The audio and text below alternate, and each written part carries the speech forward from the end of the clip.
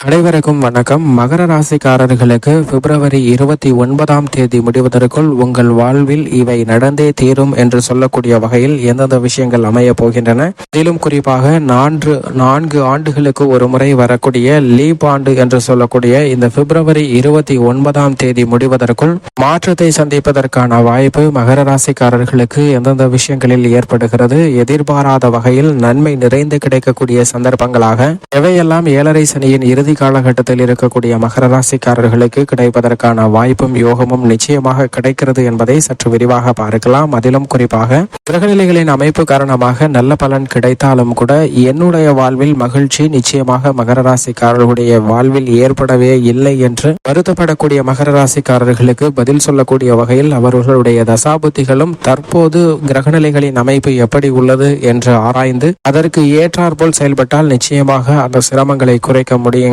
ஏனென்றால் ஒவ்வொரு கிரக நிலைகளும் ஒவ்வொரு விதமான துறைகள்ல தன்னுடைய ஆதிக்கத்தை செலுத்துகின்றன. அப்படி எந்த துறைகள் மிக வலுவானதாகவும் எந்தெந்த துறைகள் சாதகமற்ற ஒரு அமைப்பிலும் இருக்கின்றன என்பதை தெரிந்து கொண்டால் அவற்றிற்கேற்றாற்போல் முடிவெடுத்து செயல்படும் போது பல சிரமங்களை தவிர்த்து நல்ல முன்னேற்ற வாய்ப்பை நிச்சயமாக மகர ராசிக்காரர்கள் தங்களுடைய வாழ்வில் பெற முடியும் என்பதை தான் கிரகநிலைகள் தெளிவாகவும் துல்லியமாகவும் உறுதிப்படுத்துகின்றன. அதிலும் இந்த பிப்ரவரி 29ஆம் தேதி நிறைவடைவதற்குள் பல்வேறு விஷயங்கள்ல நிறைந்த மாற்றமும் முன்னேற்றமும் ஏற்படுவதற்கான வாய்ப்பு நிச்சயமாக கிடைக்க இருக்கிறது. இப்படிப்பட்ட இந்த தருணத்தில் ஏழரை சனியாக இருந்தாலும் கூட ராசியின் அதிபதியாக இருக்கக்கூடிய சனி பகவான் 2ஆம் இடமாகிய தனஸ்தானத்தில் மிக வலுவாக பாத சனியாக அமர்ந்திருக்கிறாருங்க. எனவே பல்வேறு வகையான தொல்லைகள், சிரமங்கள், தொந்தரவுகள் அனைத்தும் விலகி நல்ல முன்னேற்றம் நிறைந்து கிடைப்பதற்கான வாய்ப்பு நிச்சயமாக கிடைக்க போகிறது என்பதை தெளிவாக உறுதிப்படுத்துகிறார். ராசியின் அதிபதியும் 2ஆம் இடத்தின் அதிபதியுமாக இருக்கிறாருங்க. அவர் ஆட்சி பலம் பெற்றிருப்பது வரவேற்கத்தக்க ஒரு அமைப்பாக தான்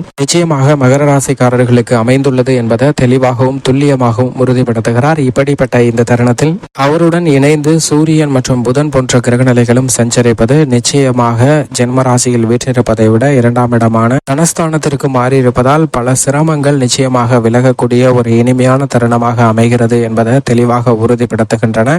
ராசியின் அதிபதியான சனி, சூரியன் மற்றும் புதன் போன்ற கிரகநிலைகள் 2ஆம் இடமாகிய தனஸ்தானத்தில் சஞ்சரிப்பது நல்ல ஒரு முன்னேற்றத்தை ஏற்படுத்தி கொடுக்கக்கூடிய சிறந்த அமைப்பாக தான் பார்க்கப்படுகிறது. ஏனென்றால் ராசியின் அதிபதியாக இருக்கக்கூடிய சனி பகவான் தன்னுடைய ஆதிக்கத்தை உத்தியோகம், தொழில், வியாபார ரீதியான பணிகள்ல மிகவும் அதீதமாக செயல்படுத்துகிறாருங்க. அப்படிப்பட்டவர் மிக வலுவாக தனஸ்தானத்தில் இருப்பதால் நிச்சயமாக உத்தியோக ரீதியாக நீங்கள் எதிர்பார்க்கக்கூடிய பல சலுகைகள் கிடைக்கும். புதிய வாய்ப்பு எதிர்பார்த்தபடியே கிடைப்பதற்கான வாய்ப்பும் யோகமும் உண்டு. நிதி நிறுவனங்களின் ஒத்துழைப்பு தொழில் ரீதியாக மிக சிறப்பாக அமையும். பெரிய அளவிற்கு அலைச்சலோ சிரமமோ இல்லாமல் லாபத்தை தக்க வைத்துக் கொள்வதற்கான வாய்ப்பும் பல புதிய சந்தர்ப்பங்களும் நிறைந்து கிடைக்கக்கூடிய ஒரு இனிமையான தருணமாக தொழில்துறை அமைவதற்கான வாய்ப்பையும் யோகத்தையும் நிச்சயமாக ஏற்படுத்தி கொடுக்கிறாருங்க. அது மட்டுமல்லாது உஷ்ண கிரகமாக இருக்கக்கூடிய சூரியன் 2ஆம் இடமாகிய தனஸ்தானம், குடும்பஸ்தானத்தில் அமர்ந்திருப்பதால் நிச்சயமாக ஆரோக்கிய தொல்லைகள் நிச்சயமாக கட்டுக்குள் இருக்கும். பெரிய அளவிற்கு அலைச்சல் இல்லாமல் அனைத்து விதமான பணிகளையும் மிக சிறப்பாகவும் துல்லியமாகவும் செய்து முடிப்பதற்கான வாய்ப்பும் யோகமும் நிறைந்து கிடைக்கிறது. பல்வேறு வகையில சந்திக்கக்கூடிய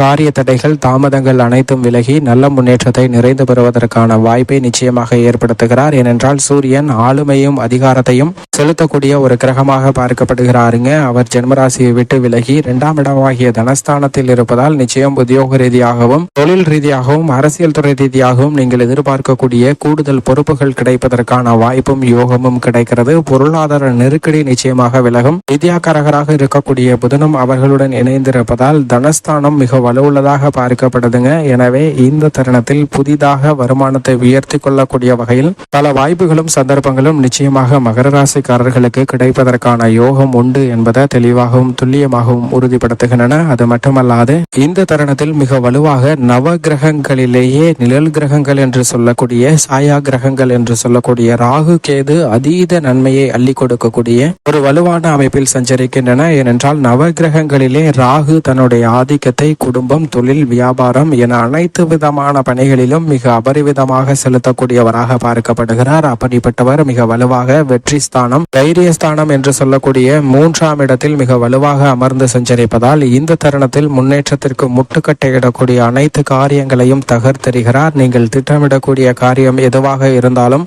அவற்றில் நிறைந்த காரிய வெற்றியையும் முன்னேற்றத்தையும் அள்ளி கொடுக்கக்கூடிய வலுவான அமைப்பில் வீற்றிருக்கிறாருங்க. இது நிச்சயமாக மகர ராசிக்காரர்களுக்கு வரவேற்கத்தக்க மிக சிறந்த அமைப்பாக பார்க்கப்படுகிறது. அது மட்டுமல்லாது பாக்கியஸ்தானமாகிய 9ஆம் இடத்தில் மோட்சக்காரகரான கேது வலுவாக அமர்ந்திருக்கிறாருங்க. திருமண பொருத்தம் பார்க்கும்போது கேதுவின் அமைப்பும் மிக முக்கியமான ஒன்றாக பார்க்கப்படுகிறது. அப்படிப்பட்ட கேது தற்போது மிக வலுவாக சாதகமாக பாக்கியஸ்தானத்தில் அமர்ந்திருப்பதால் திருமணம் உள்ளிட்ட பல சுப நிகழ்வுகள் மிக சிறப்பாக நடைபெறும். குடும்பத்தில் சந்தித்து வரக்கூடிய தேவையில்லாத சிரமங்கள் விலகுவதற்கான வாய்ப்பும், திட்டமிட்டபடியே அனைத்து விதமான பணிகளையும் நேர்மறையான சிந்தனையுடன் எதிர்கொண்டு வெற்றி பெறுவதற்கான யோகம் நிறைந்த ஒரு தருணமாகவும் பார்க்கப்படுகிறது. ஏனென்றால் நிழல் கிரகமாக இருக்கக்கூடிய ராகு எதிர்மறையான சிந்தனைகளை தோற்கடிக்கக்கூடிய வல்லவராக பார்க்கப்படுகிறாருங்க. அவர் மிக சிறப்பாக இருப்பதால் எதிர்மறையான சிந்தனைகள் மனதில் தோன்றுவது மகர ராசிக்காரர்களுக்கு தவிர்க்கப்பட்டு ஆக்கப்பூர்வமான செயல்பாடுகளில் ஈடுபடுவதற்கான வாய்ப்பும் யோகமும் நிச்சயமாக நிறைந்து கிடைக்கிறது. இது சிறந்த வரவேற்கத்தக்க ஒரு அமைப்பாக பார்க்கப்படுகிறது என்பதில் சந்தேகமே இல்லை. சந்திரனின் அமைப்பை பொறுத்த வரைக்கும் சந்திரன் சற்று மாறி மாறி சஞ்சரிக்கிறாருங்க. எனவே சந்திரனின் அமைப்பு காரணமாக மகர ராசிக்காரர்களுக்கு நன்மை தீமை கலந்த ஒரு அமைப்பாக தான் பார்க்கப்படுகிறதே தவிர முற்றிலும் நன்மை கிடைக்கக்கூடிய ஒரு அமைப்பு இல்லை. இப்படி பல கிரகநிலைகளின் அமைப்பு சாதகமாக இருந்தும் மகர ராசிக்காரர்களுக்கு சாதகமற்ற கிரக அமைப்பாக பார்க்கப்படுவது நிச்சயமாக முழு சுப கிரகமும் தோஷமற்றவருமாக இருக்கக்கூடிய குரு சுகஸ்தானத்தில் வேற்றிருக்கிறார். அவர் மிக விரைவில் இன்னும் சில மாதங்கள்ல 5ஆம் இடமாகிய பஞ்சமஸ்தானத்தில் நுழைய இருக்கிறாருங்க. அப்படி நுழைவது வரவேற்கத்தக்க ஒரு அமைப்பாக பார்க்கப்படுகிறது. எனவே முழு சுபகிரகமாக இருக்கக்கூடிய குரு அர்த்தாஷ்டக ஸ்தானத்தில் வேற்றிருந்தாலும் பெரிய அளவிற்கு சிரமம் இல்லை. ஆரோக்கிய தொல்லைகள் விலகும். சுப நிகழ்வுகள் நினைத்தபடி சிறப்பாக நடைபெறுவதற்கான வாய்ப்பும் யோகமும் உண்டு. குரு பகவான் மிக வலுவாக அனைத்து விதமான பணிகளிலும் தன்னுடைய ஆதிக்கத்தை செலுத்துகிறார். அவர் தனது சஞ்சார தூரத்தில் 90% மேல் கடந்து விட்டதால் இனி வரக்கூடிய தருணம் என்பது மகர ராசிக்காரர்களுக்கு பொற்காலமாக அமைவதற்கான வாய்ப்பையும் யோகத்தையும் ஏற்படுத்தி கொடுக்கிறாருங்க. ஆனால் இந்த தருணத்தில் மிக வலுவாக ஜென்ம ராசியில் ராசி யோகாதிபதியாக இருக்கக்கூடிய செவ்வாய் உச்சம் பெற்றிருக்கிறார். அவர் உச்சம் பெற்றிருப்பது ஒரு வகையில் வரவேற்கத்தக்க ஒரு அமைப்பாக இருந்தாலும் அவர் ஜென்ம ராசியில் வீற்றிருப்பதால் விவசாயத்துறை சார்ந்த பணிகளில் சற்று கூடுதல் கவனமும் விழிப்புணர்வும் தேவை. மங்களகாரகன் என்றும் அழைக்கப்படுகிறாருங்க. எனவே பல்வேறு விதமான மங்களகரமான நிகழ்வுகளை திட்டமிடும் போது அதில் இருக்கக்கூடிய வில்லங்கங்களை சற்று ஆராய்ந்து சிந்தித்து முடிவெடுக்க வேண்டிய ஒரு தருணமாக பார்க்கப்படுகிறது. அவருடன் இணைந்து சுக்கிரனும் ஜென்ம ராசியில் வீற்றிருக்கிறாருங்க. சுக்கிரன் ஜென்ம ராசியில் வீற்றிருப்பதால் கலைத்துறை ரீதியான பணிகளில் புதிய வாய்ப்புகள் கிடைத்தாலும் அவற்றை தக்க வைத்துக் கொள்வதற்காக கடினமாக உழைக்க வேண்டிய ஒரு சந்தர்ப்பமாக அமைகிறது என்பதை தெளிவாக உறுதிப்படுத்துகிறார். அரசியல் துறை சார்ந்த பணிகளில் மிக கடினமான ஒரு காலகட்டமாக பார்க்கப்படுகிறது. மிக முக்கிய முடிவுகளை சிந்தித்து தைரியத்துடனும் துணிச்சலுடனும் எடுக்க வேண்டும் என்பதை தெளிவாகவும் துல்லியமாகவும் உறுதிப்படுத்துகிறாருங்க. மறைமுக தொல்லைகள் சற்று கூடுதலாக இருப்பதற்கான வாய்ப்பு உண்டு. இவற்றை தவிர்த்து நன்மை பெற வேண்டும் என்றால் நிச்சயமாக மகர ராசிக்காரர்கள் வாரத்தில் சனிக்கிழமை விரதமிருந்து அருகாமையில் உள்ள சனி பகவான் அல்லது ஆஞ்சநேயர் அல்லது பெருமாள் ஆலயம் சென்று தீபம் ஏற்றி வழிபாடு செய்யுங்கள். இதோடு மட்டுமல்லாது சனிக்கிழமையில மற்றவர்களுக்கு அன்னதானம் கொடுங்கள். அப்போது நிறைந்த நன்மையும் முன்னேற்றமும் நிச்சயமாக மகர ராசிக்காரர்களுக்கு கிடைக்கும்.